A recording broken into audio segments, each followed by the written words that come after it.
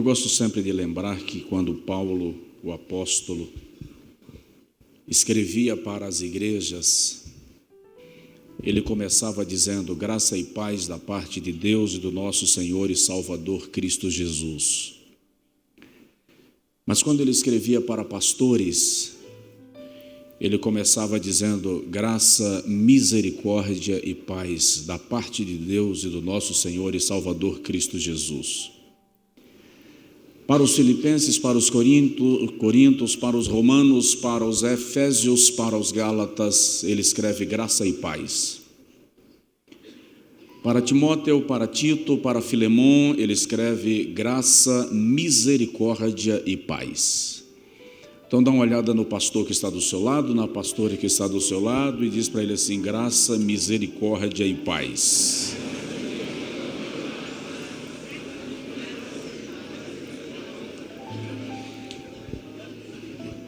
Em nenhum lugar da minha vida e da minha frequência, a minha timidez se manifesta tão gravemente como no púlpito. Eu preciso lidar com ela todo dia, cada instante, mas o púlpito é o meu grande desafio. E no dia que eu conversei com meu pai sobre isso, e falei com ele que pregar ainda me dá medo, pregar ainda me seca a boca, pregar ainda me assusta, ele me disse: no dia que isso parar de acontecer, comece a se preocupar. Porque o púlpito não é o lugar para você se acostumar. É o lugar para você estar apenas quando é extremamente necessário e com muita responsabilidade. E pregar para pastores aumenta o grau de responsabilidade consideravelmente. Estamos numa conferência de pastores e líderes. E para pesar um pouco mais, alguns dos ministrantes estão sentados aí na primeira fila, que é para dizer assim: é nós, mas... Então, isso é bastante sério, bastante pesado, mas eu estou muito agradecido a Deus. Ontem eu me perguntei, ano passado nessa conferência eu tive o privilégio de ministrar na primeira noite. E ontem eu me perguntei: o que é mais pesado, falar na primeira noite, na abertura ou no fechamento? E a resposta que me veio foi: o que pesa mais, uma tonelada de ferro ou uma tonelada de algodão? É uma tonelada do mesmo jeito. Então, que Deus nos ajude. Pastor Josué, obrigado. Deus abençoe sua vida. Pastor Josué me ajuda, me abençoa com o seu ministério desde muitos anos, em alguns processos que a vida me fez transitar e algumas curvas que eu precisei fazer, e ele sempre foi um confidente com quem me assentei. Já saí de Feira de Santana para Bragança algumas vezes apenas para sentar e dizer: ouve e diz alguma coisa. E teve umas 2 vezes que ele simplesmente não disse nada, só disse assim: eu vou orar por você. E Deus nos deu graça, vitória, e aqui estamos avançando, melhorando e glorificando o nome de Jesus. Pastor Estevão, uma alegria imensa sentar para ouvi-lo. Já algumas vezes o fiz e com muito prazer. Muito obrigado. Deus abençoe sua vida, sua casa, seu ministério, sua esposa. Pastora Rose, Deus abençoe abundantemente, juntamente com o pastor Josué. Eu sirvo ao Senhor em Feira de Santana, pastoreando uma igreja que melhora a cada dia, e estamos felizes com o que Deus tem feito com a gente. Temos alguns projetos missionários e sociais. O pastor Josué falou agora, essa semana nós estamos implantando o projeto Casa de Pão. Nós estamos montando armários numa sala da igreja, e esses armários serão abastecidos com comida, o básico para uma casa. E a pessoa que em casa tem o sal, mas não tem o açúcar, pega 1 quilo de sal, traz, deixa lá no armário, leva 1 quilo de açúcar. Se ele não tiver nada, ele vem com a cesta e leva o que ele precisar para abastecer a casa. porque a Bíblia diz que a igreja primitiva tinha tudo em comum. Então é o conceito de você tirar do seu armário para abastecer o armário de alguém. E esse projeto vai ser implantado ainda agora esse mês, para o aniversário da igreja no mês de julho, e outros projetos que Deus tem nos ajudado a implantar. Entre eles, mais de 50 missionários são assistidos pelo nosso ministério mensalmente. E desses 50 missionários, apenas 2 são membros da nossa igreja. Os outros são de diversas igrejas, batistas, Deus é Amor, diversos ministérios da Assembleia de Deus. Alguns deles, lamentavelmente, foram enviados para o sertão e esquecidos por quem lhe enviou. E mensalmente a nossa equipe levando a feira do mês, um auxílio de combustível e uma bênção para a vida da família poder desenvolver. Recebi um pastor outro dia que o filho dele, de 8 anos de idade, chegou para ele e disse: quando eu for maior de idade, eu não quero ser crente. Com 8 anos o menino. Quando ele perguntou ao menino por quê, o menino disse: o meu coleguinha da escola é filho do vereador e não é crente, e ele tem a farda da escola. O outro coleguinha é filho do dono do mercado, ele não é crente e ele tem o material escolar. Eu sou filho do pastor, não tenho a farda, não tenho o material, não tenho o tênis. Como eu sou filho de pastor e do sertão, eu sei o quanto isso pesa. E eu chamei um obreiro na hora e disse: vai lá na livraria, pega a relação de material, vai na loja e pega o tênis. O Jeep estava parado por falta de pneu, levanta aí, compra os 4 pneus do Jeep do pastor, manda ele para casa abastecido, porque o que está em questão não é o ministério dele agora, o que está em questão é a fé do filho dele, que ainda é criança e precisa crer que Deus abençoa aqueles que se entregam a ele.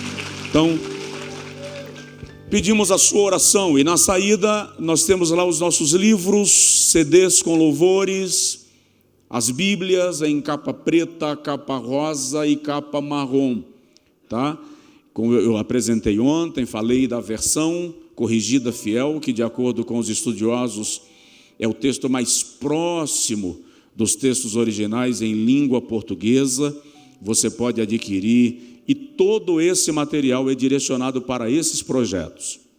Tá? Todo esse material é direcionado para esses projetos. Abra comigo a sua Bíblia, por favor. Ezequiel, capítulo de número 28.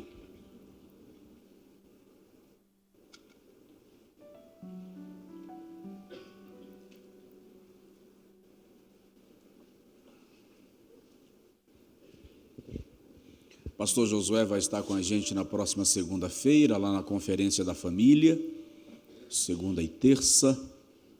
Na verdade, ela começa no domingo. No domingo também nós vamos começar uma campanha, toda a igreja fazendo 50 dias de jejum, pelo Brasil, pela igreja, pelas famílias e pelo Brasil. E se você quiser jejuar com a gente, entra lá no nosso site que tem as orientações de como vai funcionar o projeto do jejum. Estamos na oração da meia-noite, e aí eu vou me integrar ao projeto da oração da madrugada, para a gente transformar a oração da meia-noite na oração da madrugada. Nós já temos lá uma multidão que ora todos os dias, das 11h45 à meia-noite 15. E aí as mensagens correm, provocando um ao outro. Sai do WhatsApp, sai da televisão, sai do Netflix, vai orar, a hora da oração, e um vai provocando o outro, e está funcionando, graças a Deus.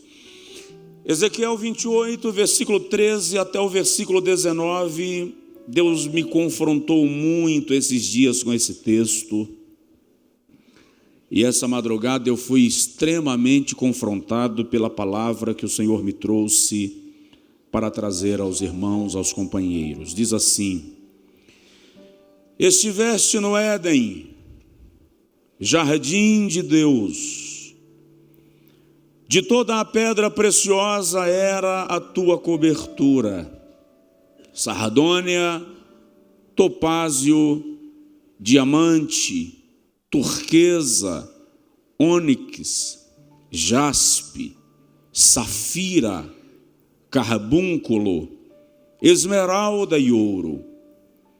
Em ti se faziam os teus tambores e os teus pífaros, no dia em que foste criado, foram preparados. Tu eras o querubim, ungido para cobrir, para dar proteção, e te estabeleci. No monte santo de Deus estavas, no meio das pedras afogueadas andavas. Perfeito eras nos teus caminhos, desde o dia em que foste criado, até que se achou iniquidade em ti. Na multiplicação do teu comércio encheram o teu interior de violência e pecaste. Por isso te lancei, profanado, do monte de Deus, e te fiz perecer, ó querubim cobridor, do meio das pedras afogueadas. Elevou-se o teu coração por causa da tua beleza, da tua formosura. Corrompeste a tua sabedoria por causa do teu resplendor. Por terra te lancei, diante dos reis te pus, para que olhem para ti. Pela multidão das tuas iniquidades, pela injustiça do teu comércio, profanaste os teus santuários. Eu, pois, fiz sair do meio de ti um fogo que te consumiu e te tornei em cinzas sobre a terra, aos olhos de todos os que te veem. Todos os que te conhecem entre os povos estão espantados de ti. Em grande espanto te tornaste, e nunca mais subsistirá. Alguém consegue dizer misericórdia? Coloca-se a mão no peito, por favor, e diga comigo: Senhor Jesus, fala com a gente outra vez. Amém. Querido, se eu fosse dar um tema a esta reflexão nesta manhã, eu chamaria de anjos carentes. Pastores são anjos. Jesus, por algumas vezes, escrevendo às igrejas da Ásia Menor, dirige-se aos líderes daquelas igrejas como anjo da igreja, por causa do conceito de mensageiro ou assistentes da face de Deus. Anjos são mensageiros que assistem diante da face do Senhor. Pastores são mensageiros que servem ao povo de Deus, recebendo direto da face de Deus o que transmitir. A unção é um privilégio, e privilégio impõe responsabilidades. A unção, ao contrário do que muitos pensam, traz problemas. Unção traz problemas. Há problemas que você só tem por causa da unção. Antes de ser ungido para rei de Israel, os problemas de Davi se resumiam a um leão ou um urso de cada vez, de vez em quando. Depois da unção aparece um Golias, e depois de Golias aparece um Saul. A unção muda o nível dos problemas e batalhas pelos quais você terá que passar. Não é por acaso que ela nos capacita para o propósito do ministério. No entanto, a unção também será cobrada, porque a quem mais é dado, mais será requerido. Quem lida com pastores e líderes é aquele que os nomeou. Não importa o que eles façam ou deixem de fazer, terão que cedo ou tarde, no tempo determinado, se deparar com quem lhe ungiu, para prestar contas daquilo que recebeu. O texto de Ezequiel 28 literalmente aponta para a cidade fortaleza de Tiro, um centro comercial, idólatra, artístico, envolvido, embebido e entornado na prostituição e na idolatria. No entanto, todos os estudiosos sérios da Bíblia concordam que há uma alegoria que vai além de Tiro. Há uma citação que não se resume a uma cidade, a um lugar, a um rei e a um homem. E esses estudiosos concordam que há uma menção direta ao querubim ungido para proteger. Aquele que assistia diante da face de Deus, e mais que isso, ele era aferidor de perfeição, padrão de beleza, referência de adoração. E a pergunta que eu me fiz ao longo desses últimos dias, desenvolvendo esta reflexão, para compartilhar convosco nesta conferência, a pergunta que eu me fiz foi: o que faltou ao querubim para que ele se tornasse o que se tornou? O que faltou para ele? Se nós formos analisar, ele assistia direto ao trono de Deus. Aliás, essa é uma dos grandes impasses da teologia e da filosofia da religião. Qual a origem do mal? Como o mal brotou no coração de alguém que estava diante da essência de todo o bem? Então, o que faltou ao querubim, hierarquicamente, ele estava tão bem posicionado no reino da luz, que Miguel, quando se deparou com ele, o arcanjo, não ousou dirigir palavra contra ele. Pelo contrário, disse: o Senhor te repreenda. Em outras palavras, você é páreo para o poderoso, não sou eu que posso lidar com você, mesmo quando ele já havia virado o diabo. O arcanjo Miguel, que em Daniel 10 é chamado de um dos principais arcanjos, quando se dirige para o querubim tornado diabo, não ousou dirigir palavra contra ele. O que faltou a Lúcifer? Ele era maioral entre os anjos.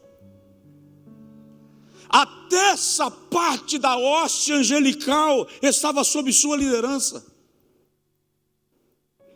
Detalhe, a leitura do texto vai nos mostrar que ele tinha um trono.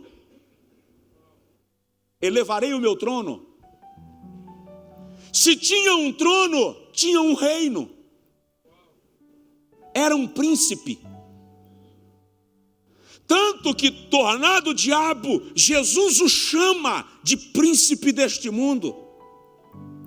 A sua patente não foi retirada.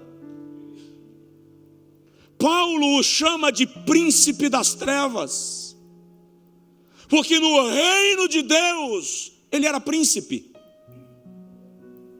Isaías 14, 12 a 14, ele diz: elevarei o meu trono, me colocarei acima das estrelas de Deus, serei semelhante ao Altíssimo. O que leva Lúcifer a esse nível de usurpação era belíssimo. O texto sagrado, ora lido, diz: perfeito eras nos teus caminhos. Perfeição aqui é literalmente padrão, aferidor, medida exemplar.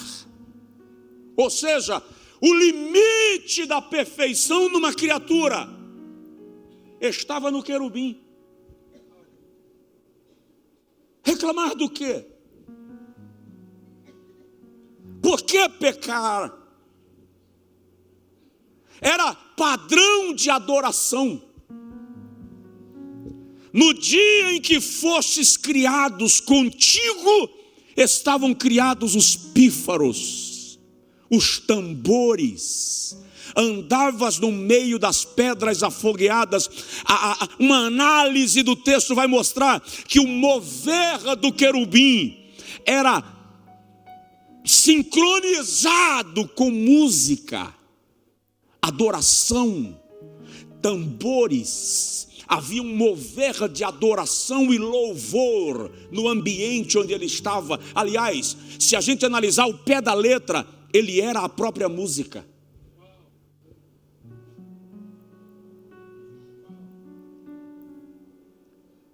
Por que romper com quem lhe criou?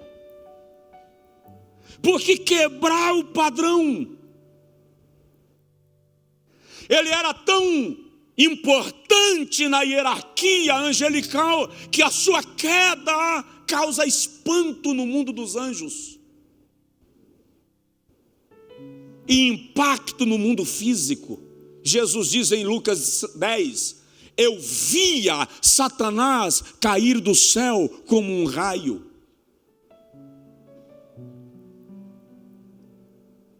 A queda do querubim me ensina algumas verdades.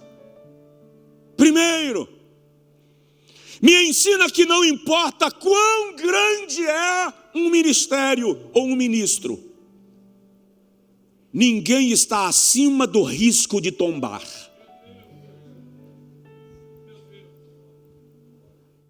Segundo, a queda do querubim me ensina que a insatisfação é perigosa. O insatisfeito não se contenta com nada que recebeu, está sempre reclamando. E aí vem uma palavra de aconselhamento cristão para nós: não queira estar aonde Deus não quis te colocar.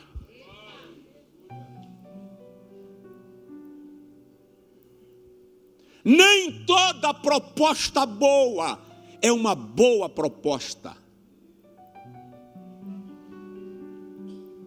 Nem todo convite para ser promovido vem de Deus. Lúcifer caiu porque não estava satisfeito com tudo que Deus lhe havia dado. A queda do querubim me revela que a vaidade é uma armadilha com a qual nós temos que lidar todo dia.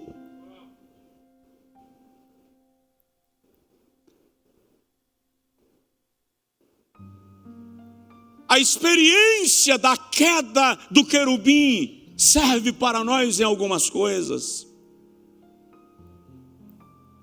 Eu tenho algumas perguntas rápidas para a gente ir para casa pensando neste final de conferência. E eu não quero ser o estraga alegria.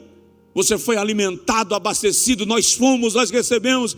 E eu não quero que a pregação A última seja aquela que você diz assim: brincadeira, o cara vem lá da Bahia para me fazer voltar para casa cheio de indagações. Não, a ideia não é essa.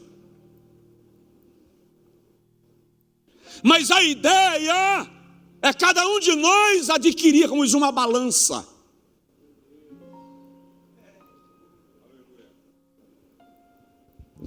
E todos os dias nós vamos subir nessa balança e nos pesarmos. Porque o texto diz: pesado fostes na balança e achado, naquele caso, em falta. Nós precisamos nos pesar. Por quê? Porque pastores são ministros do altar. Pastores lidam com tesouros de Deus, com oráculos do céu. Estamos muito preocupados com o que os liderados pensam de nós. Quando Paulo diz a Timóteo na segunda carta, capítulo 2, versículo 15, assim: procura apresentar-te, não aos membros da tua igreja, mas a Deus, aprovado. O pecado de Saul foi a sua queda por popularidade. 1 Samuel 15 vai mostrar que como Samuel demora a voltar, está escrito assim: e vendo Saul que o povo ia embora, se apressou em oferecer sacrifício. O problema de Saul era a preocupação com o aplauso da multidão. Todas as vezes que o pastor está preocupado com o aplauso da multidão, ele ignora a sua função profética, porque profeta não agrada ao povo, agrada quem lhe chamou.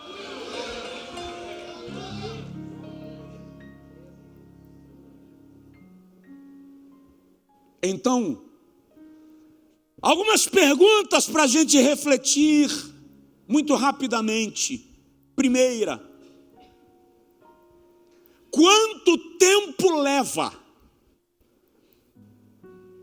a metamorfose de um anjo de luz em Satanás?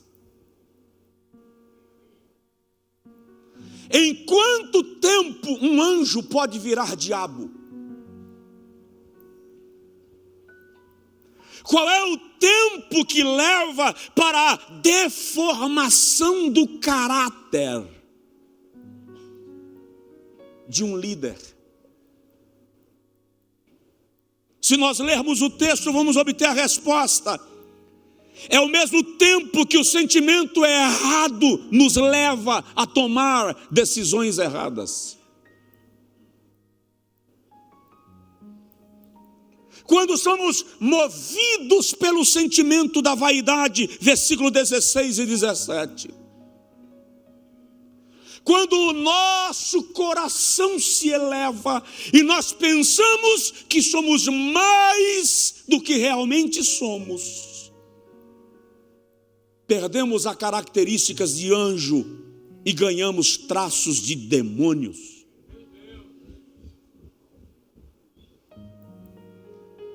Quando nós que representamos Deus queremos ser mais importantes do que aquele a quem nós representamos, perdemos a graça.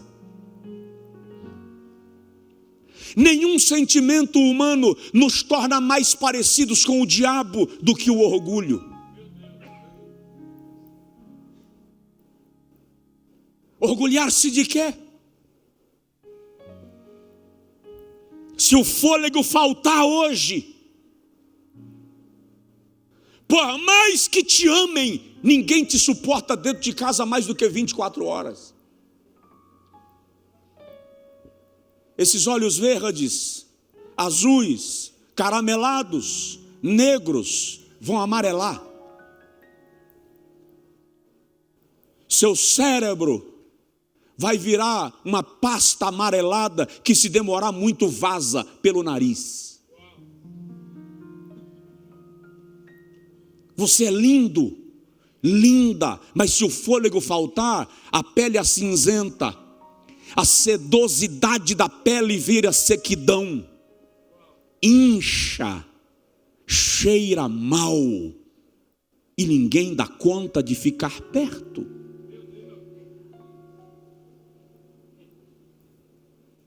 O que justifica o orgulho, a jactância, a usurpação? Quando Deus deixa de ser refletido em nossa vida, a igreja não consegue mais contemplar Deus através de nós.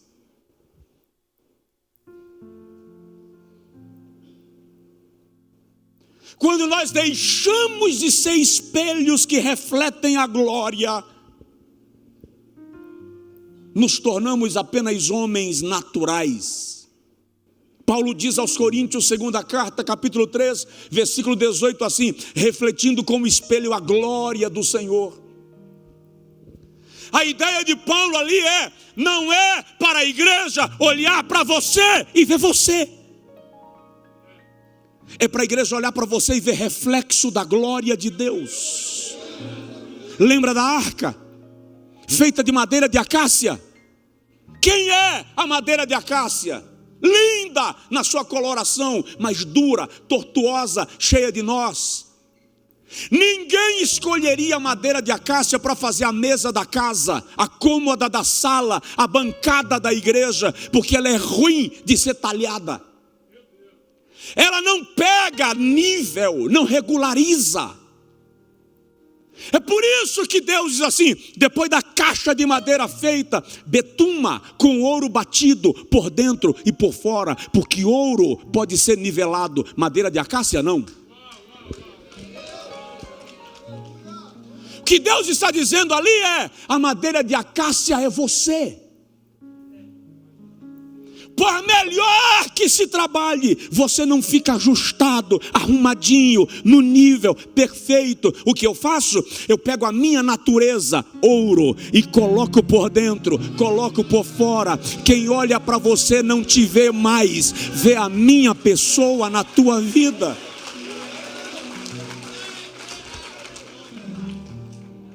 Provoca seu vizinho e diz para ele assim: não é você, é o Senhor.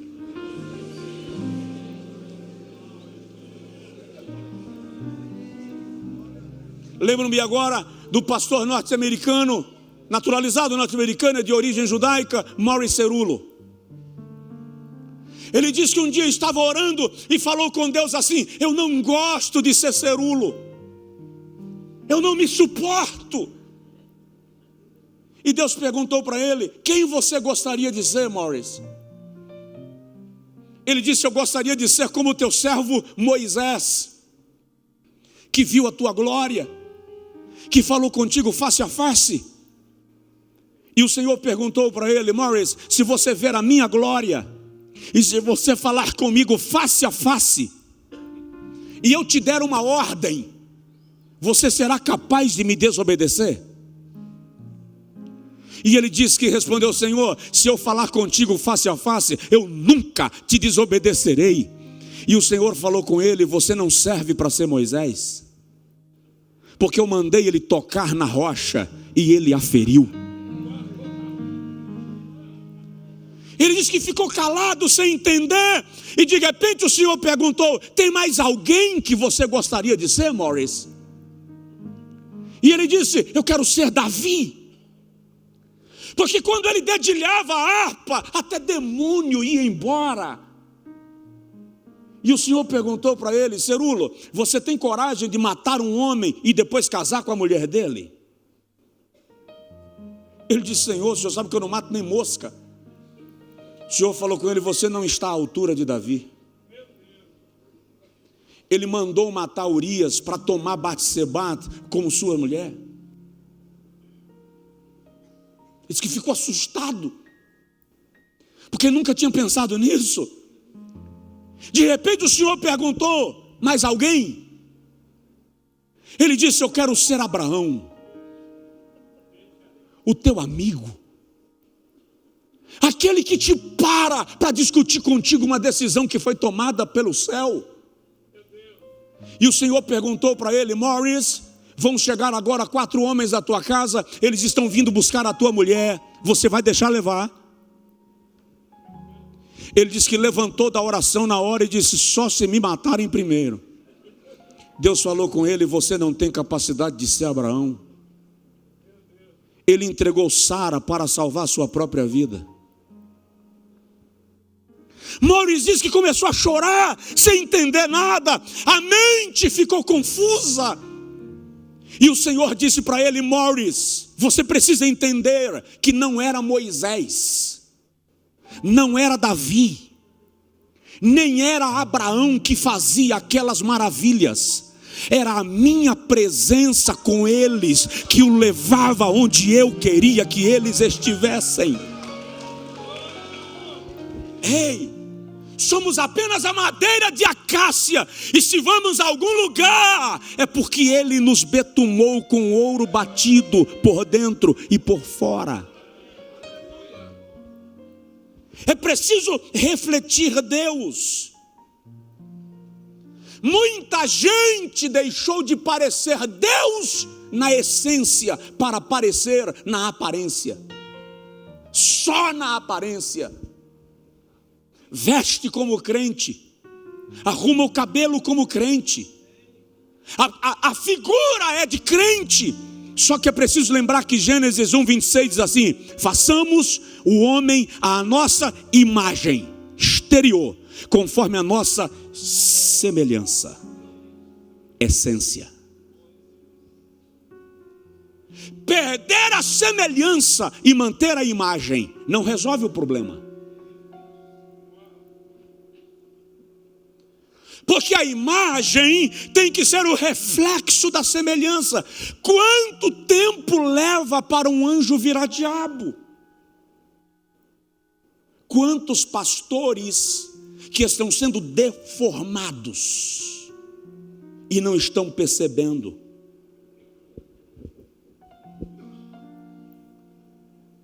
Quantos estão se sentindo deuses no altar? E eu fiz uma observação aqui.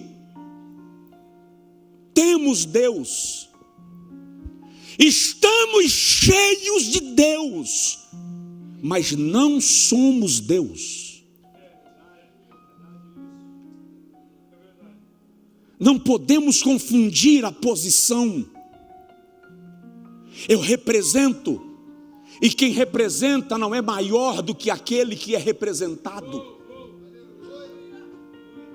Então, dentro disso, é preciso tomar cuidado para não transformar a sua igreja em sua igreja. Vou repetir: cuidado para não transformar a sua igreja em sua igreja. Ela não é propriedade nossa. Os obreiros não são nossos empregados. Os membros não são nossas marionetes. Manipulá-los, humilhá-los, rechaçá-los, expô-los, cedo ou tarde o dono da casa vem pedir contas. Cuidado para não transformar o pastorado em pragmatismo, a ânsia pelo resultado. Medir a igreja com a do vizinho para saber quem está crescendo mais.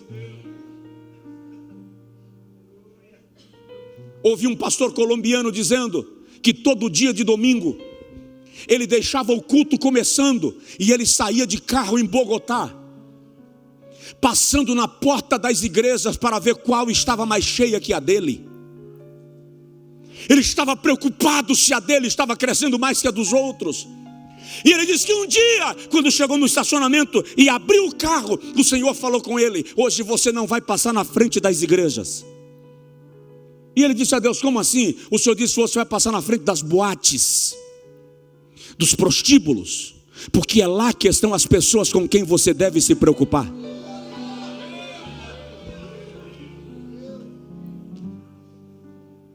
Cuidado para não transformar a sua missão em sua profissão. Pastorado não é profissão, é missão.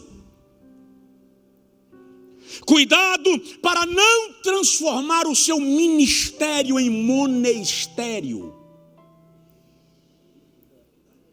O dinheiro não é um fim. O dinheiro é um meio. É um instrumento, mas não pode ser a meta. E muitos ministérios ganharam a característica de monestérios. E isso está transformando muito anjo em cão.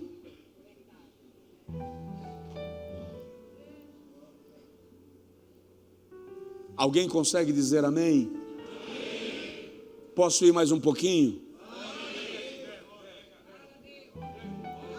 Segunda pergunta. Qual a distância percorrida até chegar no inferno?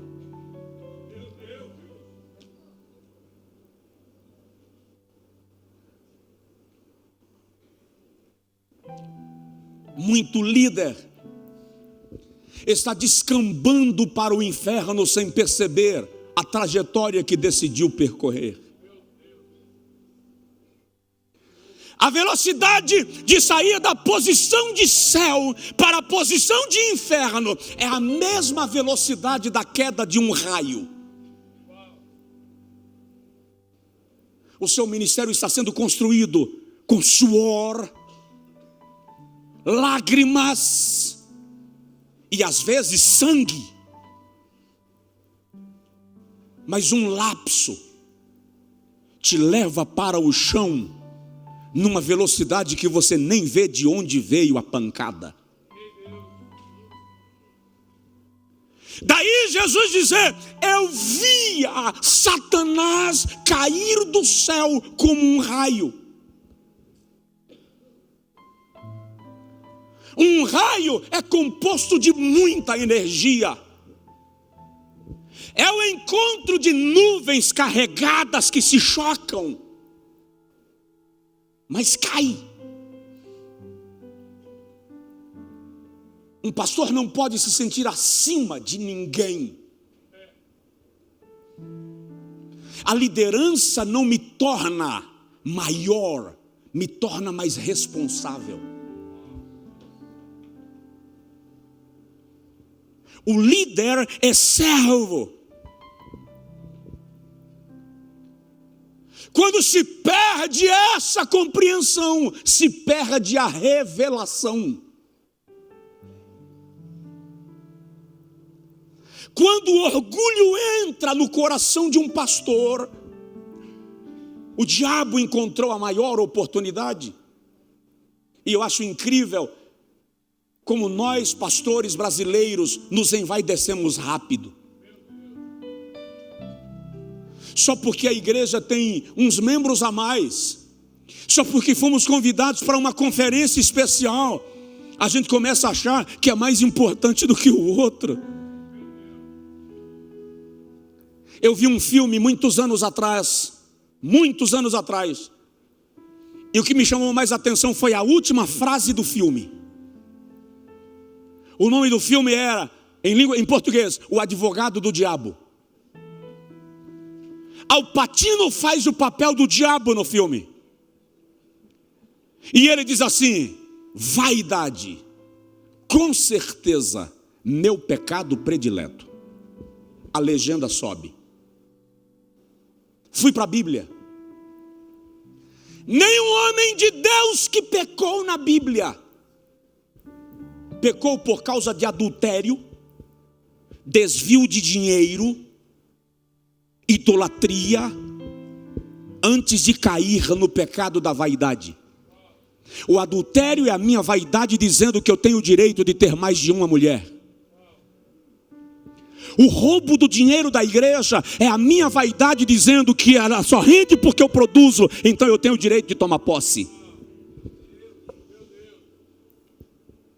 Adão caiu exatamente onde o querubim caiu, na tentativa de ser igual a Deus. Quando Natã vem conversar com Davi, ele diz assim, segundo Samuel 12: por que se envaideceu o teu coração e tomaste para ti a mulher que não era tua? Veja que primeiro ele se envaideceu, depois ele tomou a mulher que não era dele. Quando o texto fala de Salomão, 2 Reis 11 diz assim: e o seu coração se envaideceu e tomou para si muitas mulheres. Primeiro ele se envaideceu.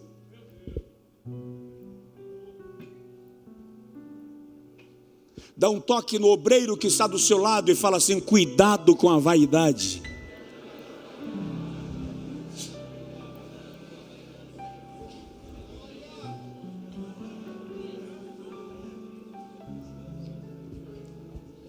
O mundo espiritual é territorial. Tem duas esferas, a esfera de Deus e a esfera do diabo. Ninguém pense que Deus está perdendo tempo para medir força com o diabo para ver quem vence. Deus é criador. O querubim caído é criatura. O criador não mede força com a criatura. Mas eu e você, meu caro pastor, com todo respeito, carinho, zelo que temos um com o outro, não podemos lidar com territórios espirituais sem antes nos envolvermos completamente com o mundo de Deus. Eu moro na Bahia. Na Bahia ninguém se sente constrangido em dizer que fez um pacto com uma entidade, que bebeu sangue de animal pela manhã, que fez o sacrifício X na sexta-feira, que se banhou de tal forma no sábado. Eu já recebi recados de satanistas diversas vezes no púlpito da igreja, ameaças. Você aprende que o mundo espiritual não é para ser vivido na esportiva.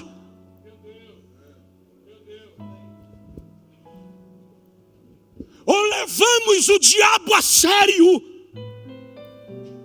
ou ele nos deixa confusos na estrada e perdemos a rota. Estamos vivendo um evangelho que brinca com os demônios, que subestima a malignidade. Mas isso é real. Tu estás na linha de frente da batalha. O diabo quer lhe alcançar e lhe atingir. Então, seja radical, chato, abusado, intolerante, mas não negocie com aquilo que coloca a sua unção em risco.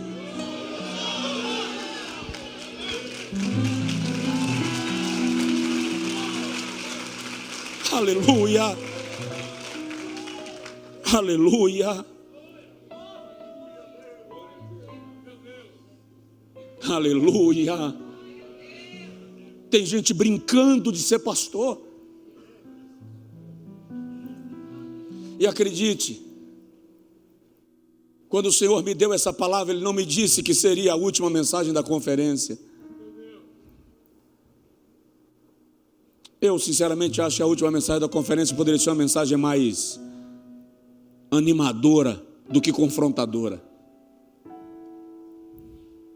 Vai fazer o que? O dono é Ele. Vai questionar quem manda. Quem és tu, Caco, para perguntares ao oleiro: que fazes?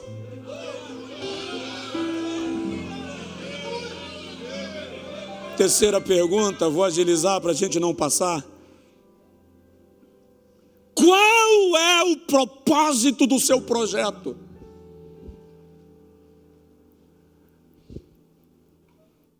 Qual é o propósito do nosso ministério? Por que eu tenho tantos projetos na igreja? O que me estimula, o que me instiga?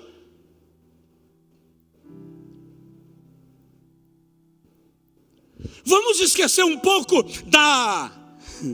desculpa eu usar esse termo, da demonização do contexto ora lido, E vamos entender que crescer é o propósito de Deus para nós. A questão é, em que direção e até que tamanho? Deus é o Deus das novas oportunidades. E eu não vim aqui dizer para o irmão, para o pastor, não cresça. Pelo amor de Cristo, cresça. Não esquece, crescer dói. Acho que já foi até ministrado isso essa semana aqui. Crescer dói. Todas as vezes que você começar a crescer, vão te bater. Vão te bater. E algumas pancadas vão ser bem fortes. Você vai se perguntar se vale a pena querer crescer. Por que eu não fiquei escondidinho lá, sem ninguém me ver? Porque quando você começa a evoluir, os involuídos começam a te perseguir.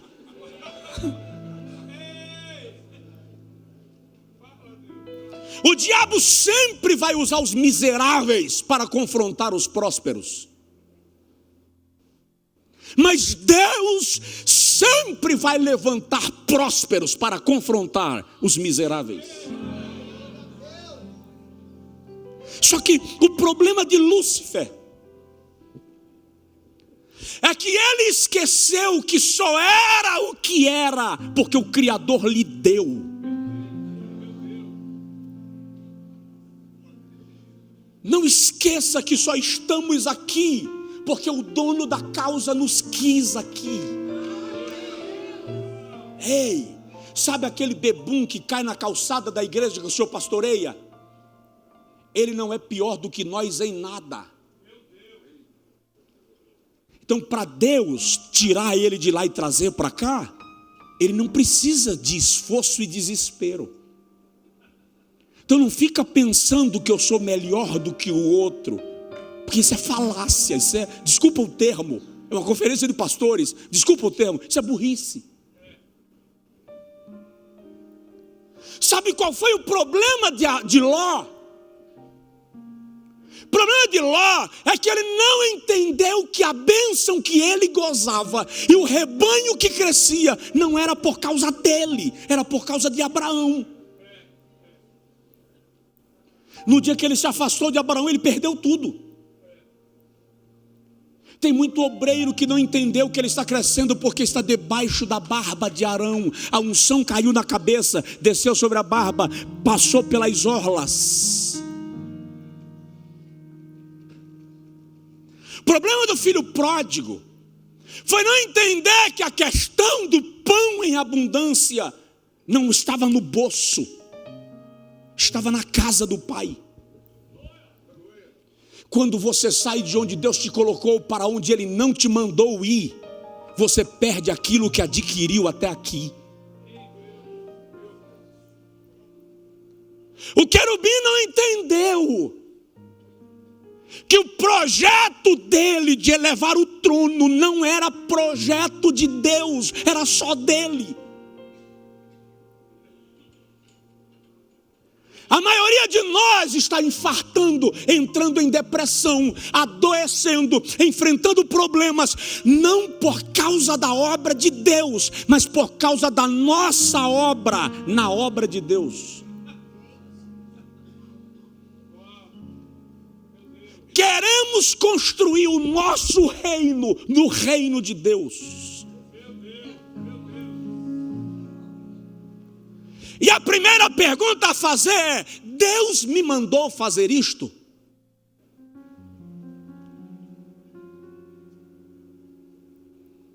Porque se Deus não mandou entrar nisto, é uma fria.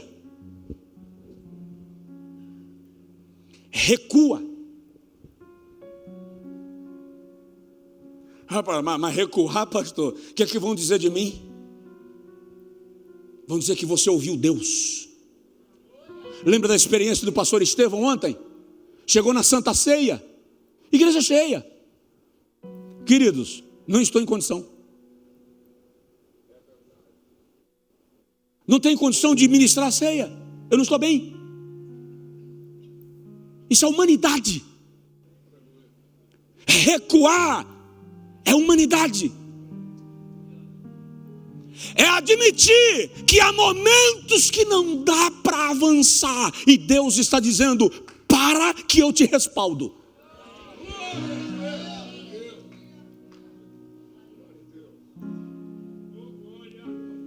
Será que nós não estamos entrando em depressão o tempo inteiro?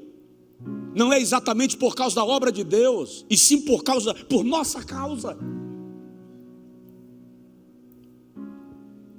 Alguém tem que nos dizer que aquilo que Deus nos manda fazer vai ter oposição, mas Ele vai enfrentar por nós. Deixa eu abrir um parêntese. Davi lutou com os filisteus dos seus 13 e 14 anos até os 45, 46. Todo dia tinha filisteu na porta. Quando ele é ungido rei sobre Israel a terceira vez, segundo Samuel capítulo 5, a Bíblia diz assim: os filisteus se reuniram e vieram contra ele para prendê-lo, versículo 18. Aí a Bíblia diz que quando Davi soube que os filisteus vieram para prendê-lo, está escrito assim, com licença: e Davi desceu à fortaleza. Os reis não desciam à fortaleza, subiam. A fortaleza de Davi não é na torre, é na caverna.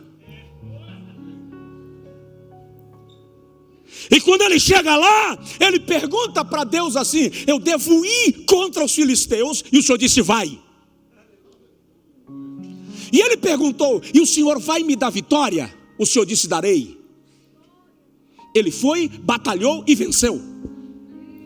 Os filisteus que sobreviveram foram embora. Um ano depois está escrito assim: e os filisteus reuniram todas as suas forças e vieram contra Davi para matá-lo. Na primeira vieram para prendê-lo, foram derrotados, agora vieram para matá-lo. Piorou a coisa. Davi venceu ano passado. Poderia ir de novo sem perguntar nada, mas está escrito assim: e Davi, sabendo que os filisteus subiam contra ele, desceu à fortaleza e chorou. Na primeira vez ele desce e pergunta, na segunda ele desce e chora. Aí ele pergunta a Deus: eu devo ir contra os filisteus? E o Senhor disse: não. E ele pergunta a Deus: eu faço o quê? Fosse na Bahia, a resposta era: vaza.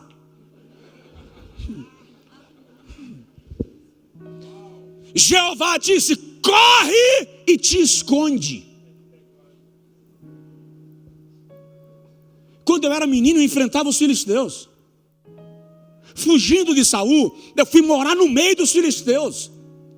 Agora que eu sou rei e tenho todas as tropas, o Senhor me manda correr dos filisteus? Corre e te esconde. Agora imagina a cara de Davi para chegar em Jerusalém e dizer assim: Jeová falou comigo e diz que é para a gente, todo mundo, largar Jerusalém e fugir, porque os filisteus estão vindo. Deus mandou fugir. E Davi vai e se esconde atrás da floresta dos balsameiros. E eu imagino alguém dizendo assim: majestade, faz alguma coisa. E Jeová diz: faça nada. Alguém olha para o outro e fala assim: estou estranhando Davi. Será que está ficando covarde? Antigamente ele não perdia uma batalha dessa para ninguém, agora está correndo. O outro chega: majestade, faz alguma coisa. Jeová diz: fica na tua. Os filisteus invadiram a terra, pisaram no território que Deus havia dado a Davi. Mas não foi o Senhor quem me deu, foi. Mas corre. A Bíblia não diz quantos dias, mas diz que chega um momento que Jeová fala assim: Davi, a copa da floresta de balsameiros vai se mexer. e ela não vai se mexer de maneira descoordenada. O mover da copa dos balsameiros vai ser no tom da marcha de um exército. Quando você ouvir marcha de exército na copa das árvores, levanta e sai a peleja, porque eu já fui na tua frente.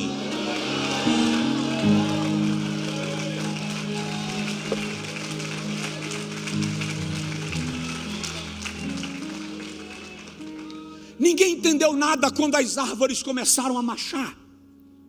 E o vento soprava e a copa das árvores marchavam. Davi levantou e disse: agora é a hora. Pode ler o texto bíblico, por favor. É a última vez que os filisteus aparecem em Jerusalém. Por quê?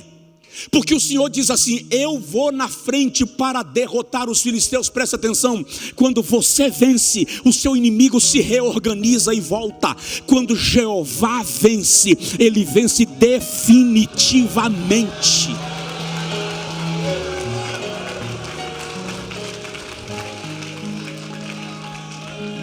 Então, se Deus não mandou ir, se Deus não mandou fazer, não vá, não faça.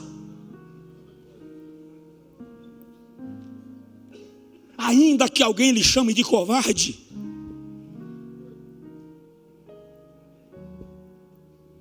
vamos concluindo? Quarto,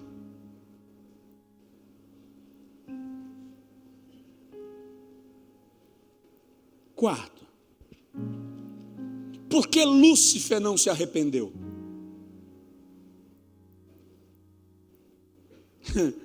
Todo pastor sofre desse mal.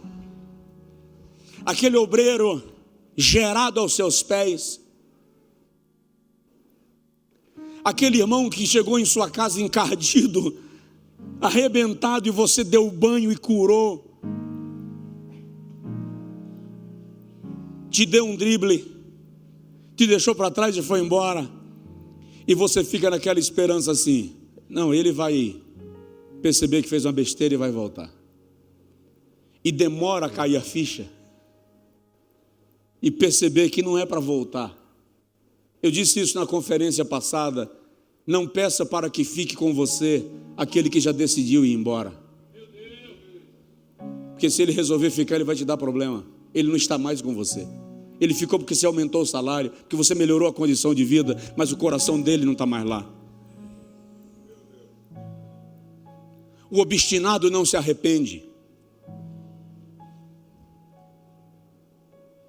O obstinado não encontra lugar de arrependimento. É só ler Hebreus 12. O obstinado consegue repetir os mesmos pecados sem nunca se constranger. E o pior, ele vai, mas de vez em quando aparece. É só ler Jó 1. Os filhos de Deus se apresentando a Deus, lá está Satanás no meio deles. Não tem filho, se mistura com os filhos dos outros. É infrutífero. Você já parou para perceber a parábola do trigo e do joio? Eu já vi muito pregador dizendo, e eu também já disse, que quando os trabalhadores chegaram para o dono da fazenda e disseram, lançaram joio na terra, e ele disse: deixa crescer juntos. E no dia da colheita a gente joga o joio no fogo e o trigo no celeiro. Muita gente diz que é porque trigo e joio são tão parecidos, que o fazendeiro temeu que alguém, na euforia de arrancar o joio, terminasse arrancando o trigo também. Mas presta atenção, não era Josué. Eles eram trabalhadores do trigo. Eles conheciam trigo e joio, sabiam diferenciar. A questão é que joio não tem raiz profunda. Como joio não tem raiz profunda, presta atenção nessa, que essa vai esclarecer, trazer luz para alguns conflitos. Como o joio não tem raiz, ele prende a sua raiz na raiz das plantas mais próximas. De modo que é impossível puxar o joio sem machucar a raiz do trigo. Por que Deus tolera isso? Por que Deus não toma providência com isto? Por que Deus suporta tanta gente pregando o evangelho desevangelizado? Por que Deus suporta tanta heresia no altar onde deveria pregar Bíblia? Porque Ele suporta o joio por amor ao trigo.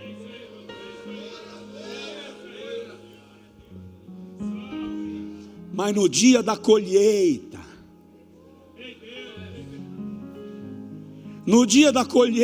ele toma conta disso e resolve esse negócio.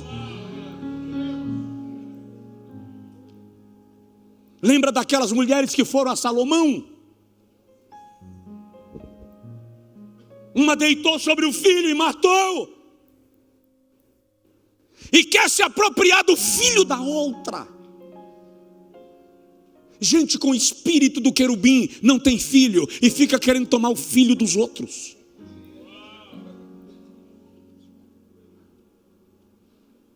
É preciso vigiar acerca disto. Não há arrependimento nesse tipo de gente. Não queira forçar alguém a se arrepender. Porque o arrependimento é um ato de dentro para fora, não de fora para dentro.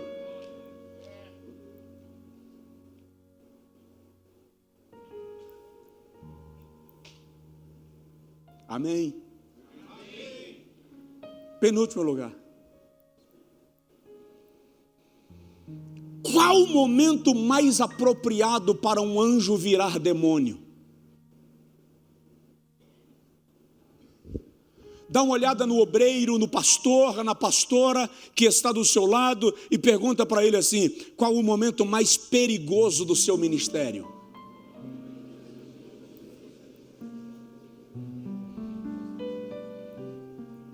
A resposta: quando está tudo dando certo.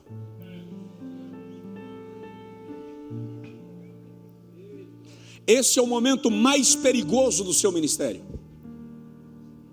Quando foi que Davi teve tempo para subir na cobertura do palácio e ver Batseba tomando banho? Ele já tinha tudo sob controle e as guerras não lhe incomodavam mais. O exército era forte o suficiente para vencer sem ele. Está tudo certo. Está tudo no lugar. Os irmãos sabem que americanos fazem de tudo objeto de pesquisa. E uma pesquisa revelou que os pastores norte-americanos que cometeram deslizes morais caíram no melhor momento do seu ministério. Por quê? Porque o sucesso gera euforia. Pregar e ver o resultado gera euforia. Por isso, a igreja americana nunca convida um pregador bem-sucedido sozinho. A mulher dele tem que ir junto. Um filho tem que ir junto. Alguém da equipe tem que ir junto. Antes dele entrar no quarto, alguém da equipe entra e averigua o quarto. Por causa do perigo do sucesso, ao contrário de nós, é só ler o Novo Testamento. Todas as vezes que Jesus fazia um grande milagre, ele se retirava para orar. Nós, todas as vezes que temos uma grande conquista, fazemos um churrasco.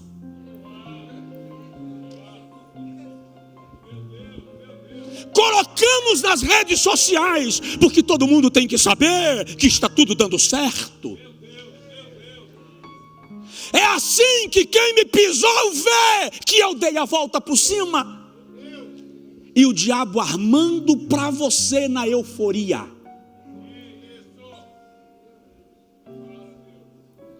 Quem lhe pisou vai saber que Deus lhe honrou. Não porque você passou na cara, mas porque há um princípio: preparas uma mesa perante mim. Onde? Na presença dos meus inimigos. Ei, quem vai comunicar a tua vitória não é você. O próprio Deus vai fazer quem te pisou ficar sabendo que Ele te fez vencer.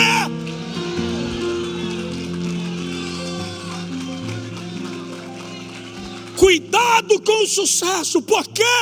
Porque ser grande é mais perigoso do que ser pequeno. Pastor Estevão Fernandes pregou ontem sobre Naamã. Naamã quase perde a bênção só porque era importante demais.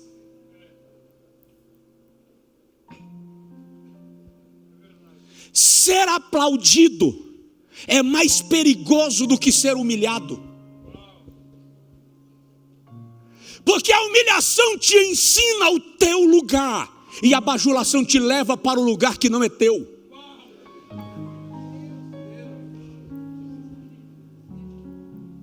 Cuidado com o sucesso. Não é pecado dar certo.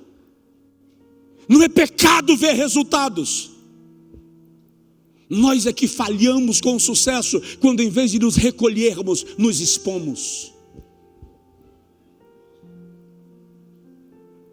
O momento mais perigoso da vida de um ministro é o momento em que tudo está dando certo.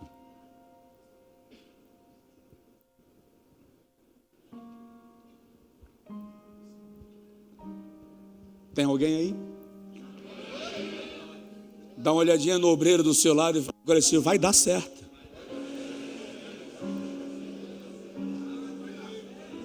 Agora diz para ele assim: mas fica atento para não pôr tudo a perder.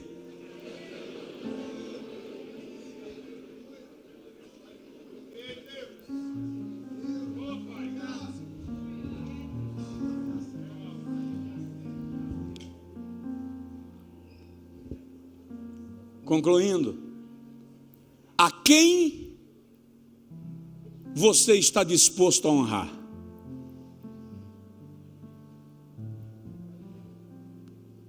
O querubim esqueceu que a honra que ele oferecia ao Criador não era dele, era a honra que o Criador já havia depositado sobre ele. O teu futuro é determinado por aqueles a quem você decide honrar. Honra é o primeiro mandamento da Bíblia que vem acompanhado com promessa.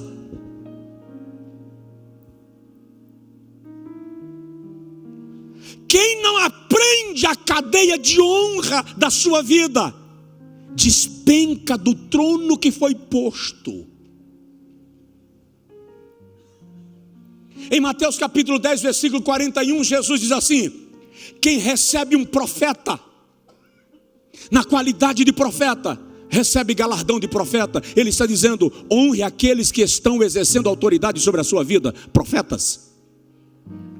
Quem recebe um justo, na qualidade de justo, recebe galardão de justo. Ele está dizendo: honre aqueles que estão no seu mesmo nível de autoridade.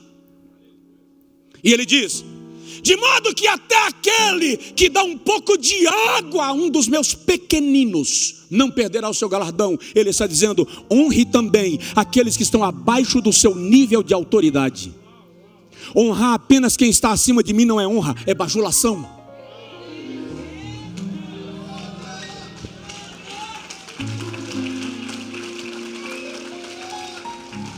Quem honra, honra quem está acima, honra quem está no mesmo nível e honra quem está em nível de liderado.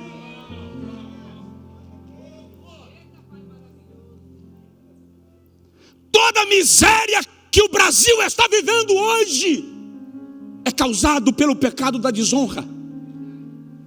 Uma herança que o querubim caído trouxe para nós. Se a igreja não aprender a honrar o seu pastor, se o pastor não aprender a honrar a igreja que ele cuida, se o cônjuge não aprender a honrar o seu cônjuge, se pai não aprender a honrar filho e filho honrar a pai, a cadeia de honra é quebrada e alguém vai despencar nessa viagem.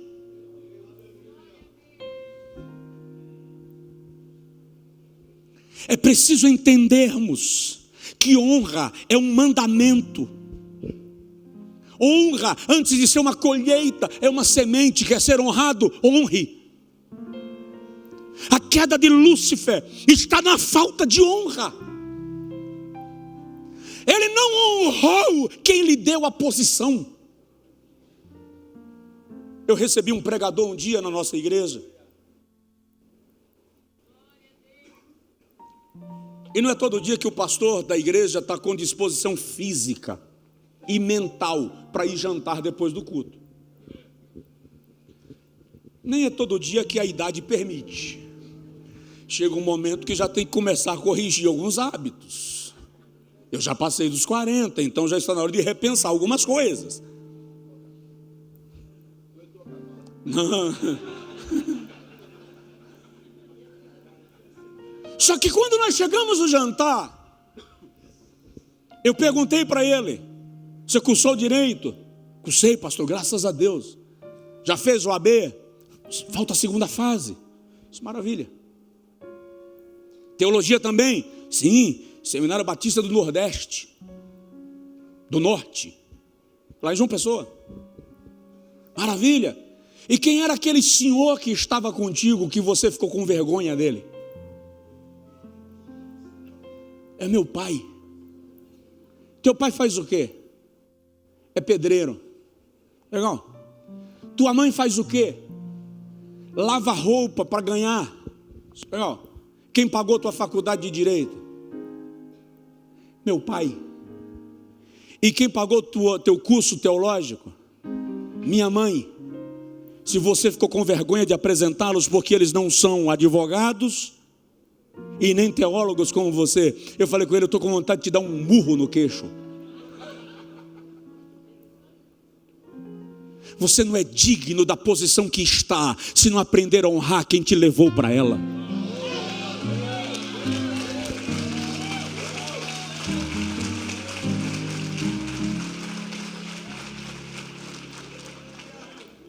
Aprenda a honrar, pratique honra. Saia dessa conferência decidido a honrar.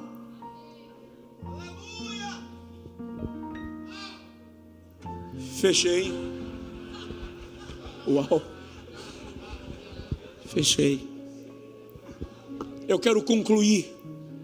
Aliás, olha o último versículo do texto que nós lemos. O Senhor diz assim acerca do querubim, lá no versículo de número 19. Em grande espanto te tornaste, nunca mais subsistirá. Presta atenção, alguns despencam sem chance de se refazerem.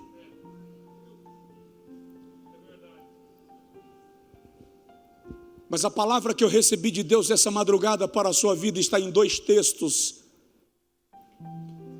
Nos 2 textos o Senhor está dizendo que Ele vai nos dar um tempo para corrigirmos os nossos desvios. Presta atenção nisso. Sansão era nazireu. A vida de Sansão virou um inferno. Se apaixona por uma moça de Timnat, casa. E quando ele chega em casa para a lua de mel, ela foi dada para o melhor amigo dele. Ele está revoltado. Incendeia a lavoura dos filisteus. Vai para Gaza, na sua revolta, e afoga as mágoas na casa de uma prostituta em Gaza. Depois se encanta por Dalila. E o resultado a gente conhece, mas presta atenção. A tragédia de Sansão não começou quando a mulher dele foi dada para outro. A tragédia de Sansão não foi Dalila. A gente fica culpando Dalila. A tragédia de Sansão não foi a prostituta de Gaza. A tragédia de Sansão foi o mel.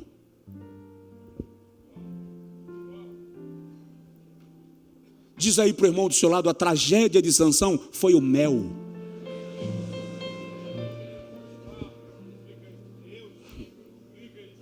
Você é nazireu.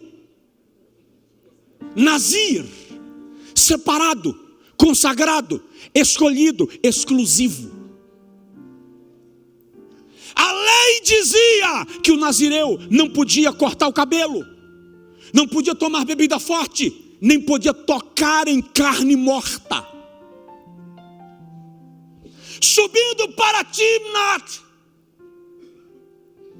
os pais de Sansão vão na frente e ele vai atrás.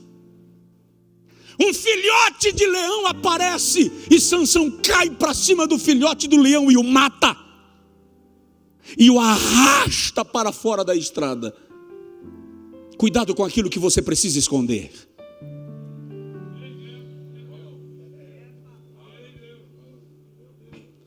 Passa uma semana em Timnat e volta. Na volta, Sansão lembra do leão. E a Bíblia diz que ele deixou os pais seguirem e entrou no mato para ver o leão, que já estava uma carcaça. E a Bíblia diz: as abelhas haviam feito mel na carcaça do leão. Sansão não podia tocar em carne morta. Ele colocou a mão na cumbuca do leão morto, encheu a mão de mel e comeu. Se ele não podia tocar em carne morta, quanto mais comer mel da carcaça do leão. E se o amado pastor ler o texto, vai ver assim: e Sansão levou mel para seu pai e para sua mãe, olha só, mas não os fez saber de onde havia retirado o mel. Por que ele não fez saber? Porque a lei do nazireado dizia, Levítico 25, que se ele tocasse em carne morta, ele teria que ir ao sacerdote. O sacerdote iria raspar a sua cabeça, queimar o cabelo no fogo. O seu nazireado seria perdido e ele teria que começar do zero. Sansão não queria começar do zero. Por isso que ele não disse a seu pai e a sua mãe, porque o pai ia dizer: volta, vamos para o sacerdote, vamos confessar.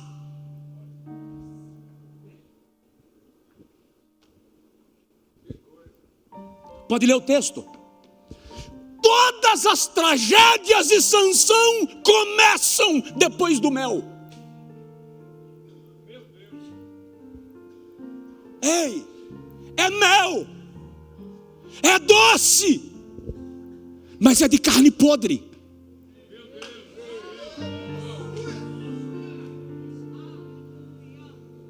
Qual foi o primeiro ato dos filisteus quando prenderam Sansão?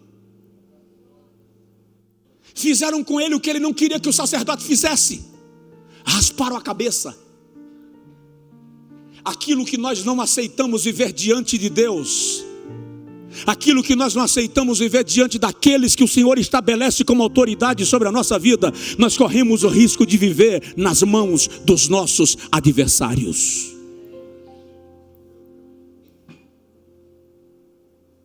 Sansão teve a segunda chance, mas precisou passar pela tragédia que, se ele tivesse corrido antes, não teria passado. Aí eu me lembro de Lucas 13, 6-9 e encerro. Jesus conta a parábola de um vinhateiro, do dono de uma vinha,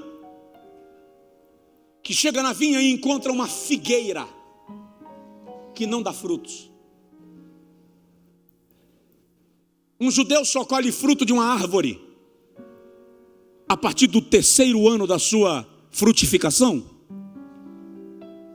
E ele diz assim: eu já vim aqui há alguns anos para colher fruto dessa figueira e ela não produz. O que ela está fazendo na minha vinha? Ocupando terreno, sugando nutrientes. Corta. Diga comigo: há uma ordem de corte. Sabe, na empresa, quando corre a notícia que vai haver corte, tem figueira que já está com o machado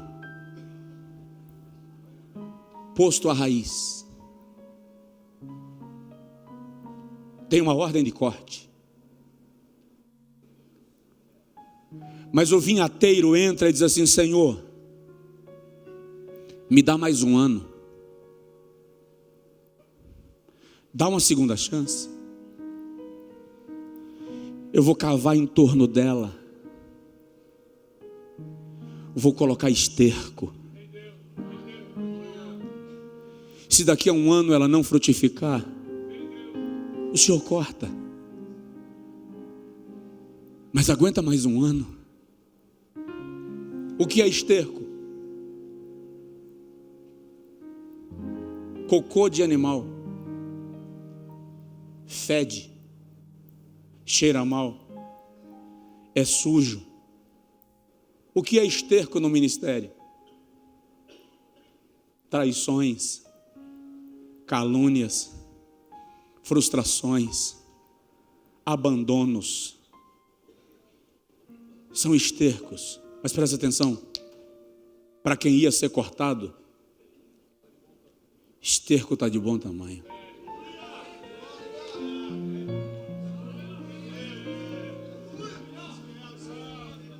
Dá um toque no seu vizinho e diz para ele: não reclame do esterco.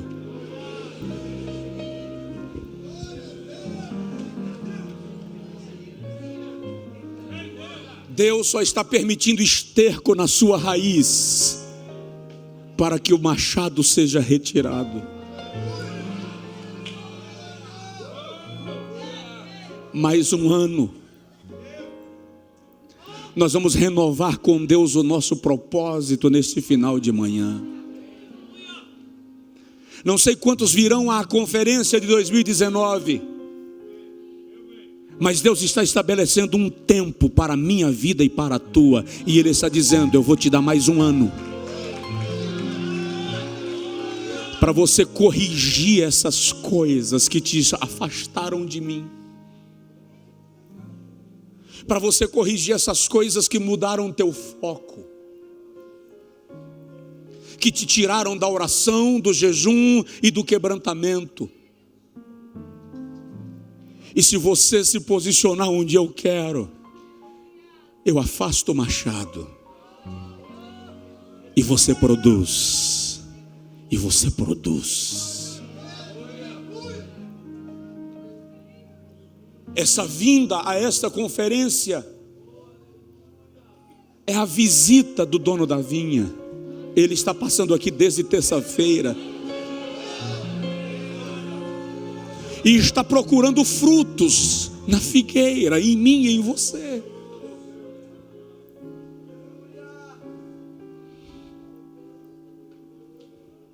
O que temos lhe apresentado? Ele está dizendo assim: você está pensando que frutos no meu reino são números? Você está pensando que frutos no meu reino é resultado? Quem disse que eu estou fazendo conta de quem produz mais e quem produz menos? Fruto no meu reino é princípio, é caráter, é testemunho. E eu estou investigando a videira e procurando fruto nela. Ia ser cortado. Mas o Espírito Santo, que é o vinhateiro, olhou para o dono da vinha e disse assim: Senhor, ele veio para inspeção.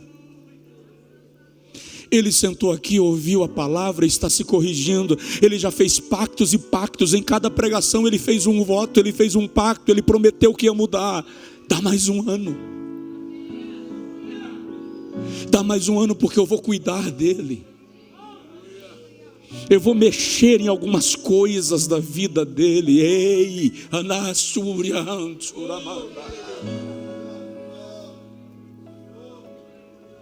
se Deus mexer na sua estrutura esse ano que começa hoje, não atribua ao diabo, porque muitas vezes Deus mexe na nossa estrutura para salvar o nosso caule. Ele pode mexer no âmago. Não sei porquê, alguém disse para nós que quando a nossa estrutura está sendo mexida, é o diabo que está perturbando. E na verdade, quando o Senhor quis tratar com Jacó, ele deslocou a coxa, a base, a firmeza. O que Deus estava dizendo ali: para se relacionar comigo, Jacó, você não pode confiar na sua capacidade e na sua força.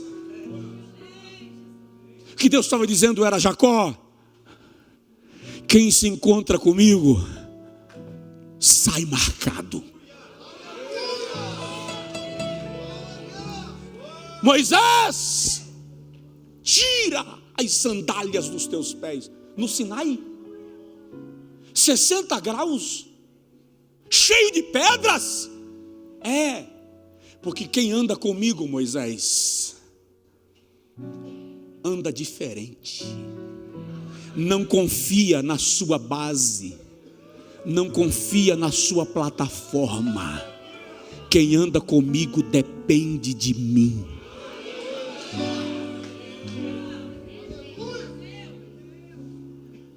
Provoca seu vizinho e fala com ele: mais um tempo. Fique de pé, por favor, ou de joelho, se preferir. Aquilo que Deus lhe propor pelo Espírito Santo. Obrigado, pastor Josué, por tão honrosa e pesada oportunidade.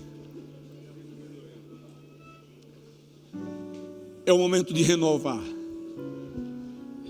Preste atenção, o machado estava posto para quem ia ser cortado. Esterco tem propósito de cura, de vitalização.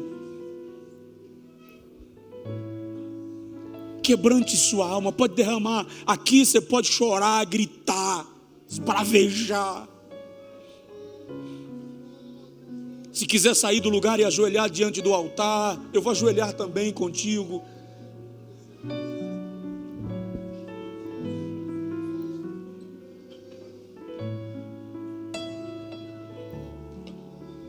Ninguém aqui é obra pronta, obra terminada. Aleluia, aleluia, aleluia. Espírito da graça,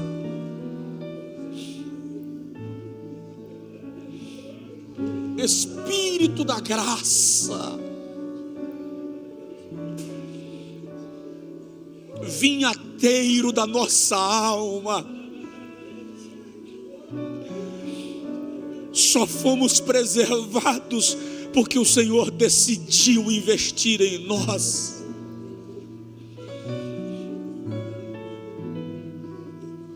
Eu vou parar de orar o microfone e cada um mergulhe em Deus na sua oração.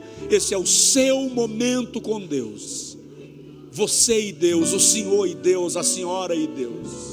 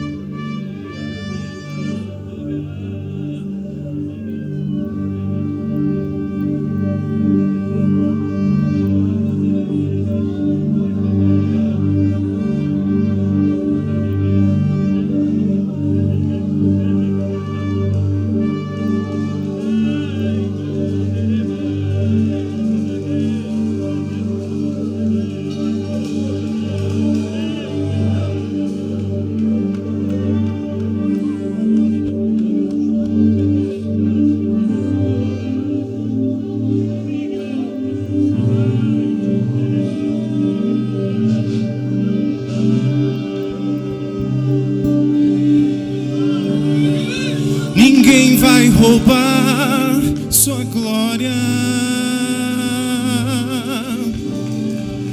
Tudo veio de ti, tudo volta pra ti. Ninguém vai roubar sua glória. Tudo veio de ti, tudo volta pra ti. Ninguém vai roubar sua glória. Tudo veio de ti, tudo volta pra ti. Ninguém vai roubar sua glória. Tudo veio de ti, tudo volta pra ti. Ninguém vai roubar sua glória. Tudo veio de ti, tudo volta pra ti. Ninguém vai roubar sua glória. Tudo veio de ti, tudo volta pra ti.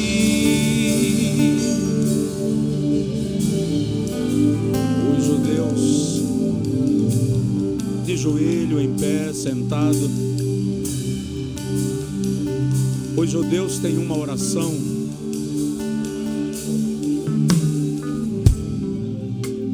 Os judeus têm uma oração que diz assim: ó Deus dos novos começos e das novas oportunidades, eis-me aqui outra vez. Coloque a sua mão no peito comigo. Vamos fazer essa oração. Eu sei que a oração não é mecânica, mas é a expressão de um coração que entendeu o impacto de Deus nessa 7ª conferência. Diga comigo: ó Deus dos novos começos e das novas oportunidades, eis-me aqui outra vez. Repete essa oração espontaneamente: ó Deus dos novos começos e das novas oportunidades, eis-me aqui outra vez.